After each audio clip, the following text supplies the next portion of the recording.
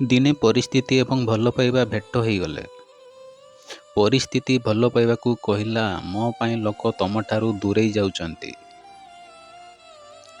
ଭଲ ପାଇବା କହିଲା, ତୁମ ପାଇଁ ସିନା ମୋ ଠାରୁ ଦୂରେଇ ଯାଉଛନ୍ତି, ହେଲେ ପଛରେ ଯେତେ ଖୋଜିଲେ ମୋତେ ଆଉ ପାଇପାରନ୍ତି ନାହିଁ। ନା ସେତେବେଳେ ମଣିଷଟିର ପାଖରେ ତମେ ଥାଅ ନା ମୁଁ ଥାଏ, କେବଳ ତା ପାଖରେ ଥାଏ ଅନୁତାପ। କେଉଁଠି ନା କେଉଁଠି ମଣିଷକୁ କର୍ମର ଡର ରହିଛି, ନଚେତ୍ ଗଙ୍ଗାରେ କାହିଁକି ଏତେ ଭିଡ଼ ରହିଛି? ଯିଏ କର୍ମକୁ ବୁଝିଥାଏ ତାକୁ ଧର୍ମକୁ ବୁଝିବାକୁ ଆବଶ୍ୟକ ନଥାଏ। କାରଣ ପାପ ଶରୀର କରିନଥାଏ, ବିଚାର କରିଥାଏ। କିନ୍ତୁ ଗଙ୍ଗା ବିଚାରକୁ ନୁହେଁ, କେବଳ ଶରୀରକୁ ଧୋଇଥାଏ। ଜୟ ଜଗନ୍ନାଥ।